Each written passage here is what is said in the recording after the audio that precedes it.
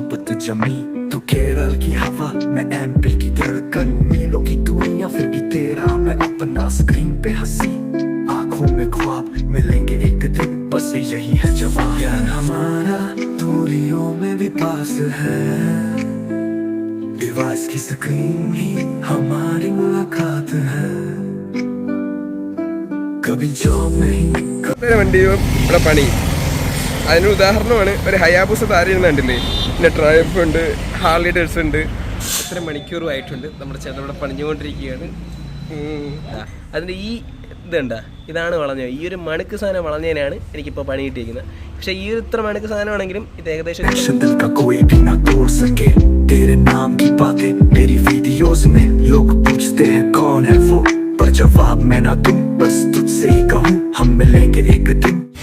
Hello guys welcome back and other video guys ഇപ്പം ഞാൻ നിൽക്കുന്ന സ്ഥലങ്ങൾ കാണുമ്പോൾ തന്നെ ഏതോ ഒരു ഗ്യാരേജിലാണെന്ന് മനസ്സിലാവും നമ്മുടെ HTXലാണ് പുലന്തരമുള്ള ഞാൻ എന്തുകൊണ്ട് ഇവിടെ വന്ന് ഇങ്ങനെ ഇരിക്കുന്നതെന്ന് വെച്ചാൽ 2 ദിവസമായിട്ട് രണ്ടല്ല ഇന്നലെ ഒന്ന് രണ്ട് ശരി ഓക്കെ രണ്ടാമത്തെ ദിവസമായിട്ട് ഞാൻ ഇവിടെ ഇരിക്കുകയാണ് എൻ്റെ വണ്ടിക്ക് ഒരു ചെറിയ പണി കിട്ടി ആ പണിയുടെ കാരണക്കാരൻ ഞാൻ തന്നെയാണ് എൻ്റെ വണ്ടിയുടെ ചെയിൻ തീർന്നിട്ട് കുറച്ച് നാളായി അപ്പം ലൂസായി വരുമ്പോൾ ഞാൻ ടൈറ്റ് ചെയ്തുകൊണ്ടിരുന്നത് അപ്പോൾ ഞാൻ കരുതി ഇനിയിപ്പോൾ ലൂസായാലും ടൈറ്റ് ചെയ്യണ്ട പുതിയ ചെയിൻ മാറ്റാമെന്ന് കരുതി ഞാൻ ഇട്ട് ഓട്ടിച്ച് അങ്ങനെ എനിക്ക് ഏകദേശം അറൗണ്ട് പൈസയൊക്കെ സെറ്റായി വന്ന സമയത്ത് ഞാനാണെങ്കിൽ ചെയിൻ വന്ന് മേടിച്ച്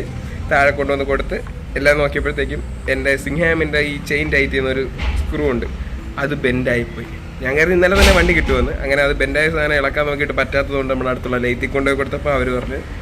ഇറ്റ്സ് ഇമ്പോസിബിൾ ചിലപ്പോൾ കട്ട് ചെയ്തെടുക്കേണ്ടി വരും എന്ന് പറഞ്ഞിട്ട് അവരവിടെ വെച്ചിട്ട് പിറ്റേ ദിവസമായി അപ്പോൾ ഇന്ന് ഇപ്പം നമ്മുടെ അവിടുത്തെ ഗ്യാരേജിൽ നിൽക്കുന്നേ ഉള്ളൂ ഇവിടെ ചേട്ടന്മാരെ വണ്ടിയുടെ കാര്യം നോക്കാൻ വേണ്ടി പോയിക്കുന്നുണ്ട് അതപ്പോൾ അത് ശരിയായില്ലെങ്കിൽ അതിൻ്റെ വില ഏകദേശം 9,000 ചില്ലാനുമാണ് കേസ് അറൗണ്ട് 10,000 രൂപ അത് മിക്കവാറും ശരിയാക്കി തരുമെന്നാണ് തോന്നുന്നത് കിട്ടത്തില്ലേ അണ്ണാ നമ്മുടെ ഇവിടുത്തെ മെക്കണ്ണൻ ഇവിടെ പുള്ളിക്കാരനാണ് എനിക്ക് ബാക്കിയുള്ള കാര്യങ്ങളൊക്കെ സെറ്റ് ചെയ്ത് തരുന്നത് പുള്ളിയെ വീഡിയോയിൽ എടുക്കില്ലെന്ന് നാറ്റിക്കില്ലെന്നൊക്കെ പറയണേ അതെന്താ അങ്ങനെ അപ്പോൾ ഗൈസ് ഇതാണ് ഞാൻ പുതിയ ചെയിൻ ഇട്ടേക്കുന്നത് ഇതിന് ഏകദേശം 4,000 രൂപ അടുപ്പിച്ച് വില വരുന്നുണ്ട് ഗൈസ് എൻ്റെ റേറ്റിന് കറക്റ്റ് അറിഞ്ഞൂടാ പിന്നെ ഇവിടുന്ന് സിംഗാൻ ഉണ്ടല്ലോ നമ്മൾ ടയർ ഇടുന്ന സാധനം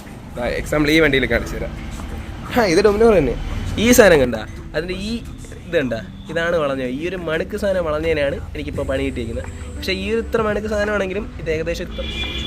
ലൂസായി കിടക്കുന്ന ചെയിൻ ഓടുമ്പം ഇത് ബെൻഡായിപ്പോയി അങ്ങനെ കിട്ടിയ പണിയാണ് ഗൈസ് ആരെങ്കിലും തന്നെ അങ്ങനെ ലൂസാക്കിയിട്ട് ഓടിക്കുന്നുണ്ട് എന്നുണ്ടെങ്കിൽ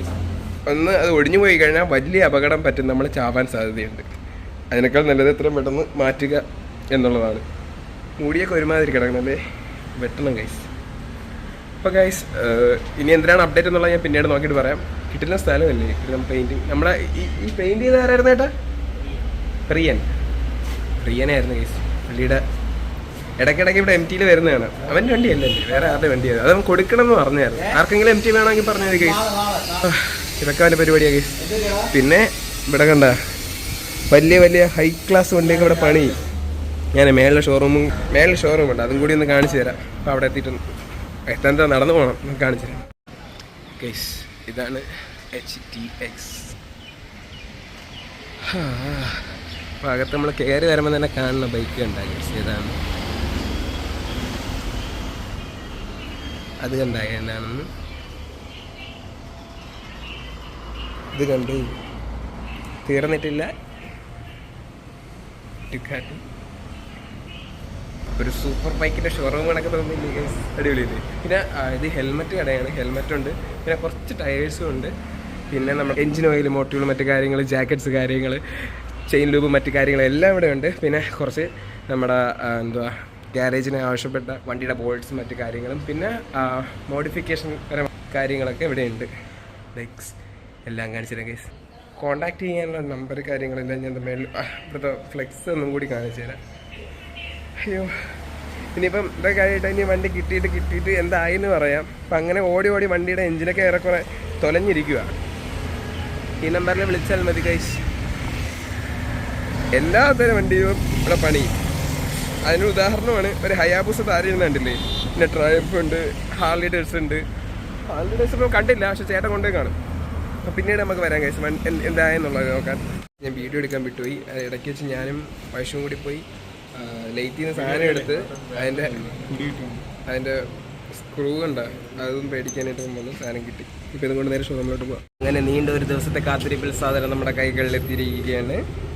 ഗൈസ്. അത് പറഞ്ഞപ്പോഴാണ് ഇവിടുത്തെ ആ ബോൾട്ട് ഇളക്കിയതിന് എനിക്ക് ആ ലൈറ്റിൽ നിന്ന് 400 രൂപയോളം ചാർജായി. ഒരു ബോൾട്ടിന് 400.